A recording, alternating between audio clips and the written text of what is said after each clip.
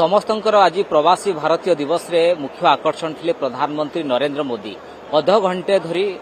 ए प्रवासी भारतीय कार्यक्रम उद्बोधन देले और ओडिशार हेरिटेज कल्चर को शिखर रे मध्य पहुंचाइले। ए तमाम संक्रांत आलोचना करबा पृथ्वीराज हरिचंदन राज्य आईन मंत्री आम सहित अछंती। पृथ्वीराज बाबू आपको स्वागत करिया पई चाहिबी। आपण ओडिशार कल्चर हेरिटेज आज आपण देखिए पूरा विश्व दरबार रे उपस्थापन कले प्रधानमंत्री नरेंद्र मोदी। माननीय प्रधानमंत्री को बहुत बहुत धन्यवाद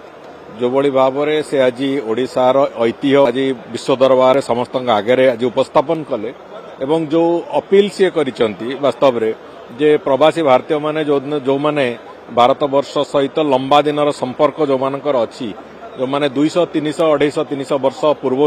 भारत वर्ष छाड़ी की जेनेरेशन जाइकी बाहर अछंती से समस्त को पुणी आउथारे गोटे नुआ आह्वान देइचंती। मु भाबुची एक अत्यंत अभिनव कथा एवं से आह्वान बलरे एवं जो कथा आउ गोटे कथा अति गुरुत्वपूर्ण से कहले जे निजे आसवा सहित आउ 5 जन इंडियन डायस्पोरा लोकों को भारत वर्ष को आसवाकू आपण माने अनुरोध करंतु मोटिवेट करंतु। ये निश्चित भाव में एक अत्यंत अभिनव उद्यम एवं नुआ उद्यम माननीय प्रधानमंत्री द्वारा ये आह्वान मु भाबुची निश्चित भाव में समस्ते ग्रहण करिवे एवं से आह्वान ग्रहण करने सहित भारत वर्षर आगामी दिन विकास ओडिशार आगामी दिन विकास निश्चित भाव में जोड़ी हब ए विश्वास अच्छी एवं ओडिशा भारत वर्षर विकास रे प्रवासी भारतीय बंधु मानकर एक निश्चित सहयोग रहिबो सेमानकर भूमिका रहिबो ए भलिया एक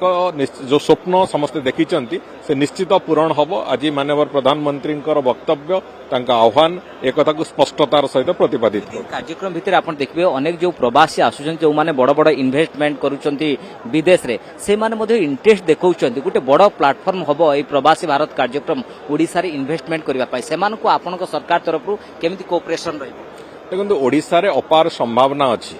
ओडिशा रे जो कथा आमे आज प्रवासी भारतीय बंधु माने जो माने एठी ओडिशा आसीबा को चाहिबे समस्त को आमे रेड कार्पेट वेलकम दबु। एठी जो ऑफिशियल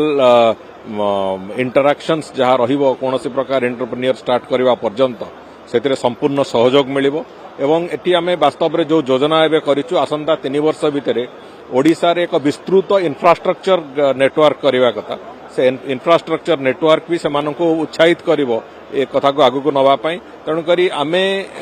नुआ किछि आरंभ करिबा पई ओडिसार विकास को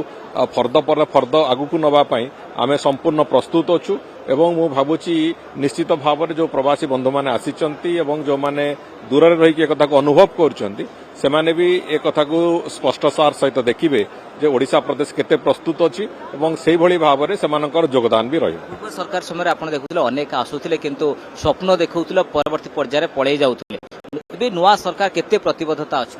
नुआ सरकार संपूर्ण रूपे सबु एंगल रु सबु दिगरु जो बंधु माने जो माने ओडिशा प्रदेश रे किछि भी करबा को चाहुचंती से छोट हो बड़ हो किछि भी करबा को चाहुचंती विशेष करी जो माने भारतीय वंशोद्भव सेमानंक पई संपूर्ण रूपे रेड कार्पेट रो वेलकम दवा को सरकार प्रस्तुत अछंती एवं जहाँ से माने जो भली भाव रे चाहिबे निश्चित भाव में सरकार से बाबद रे निजर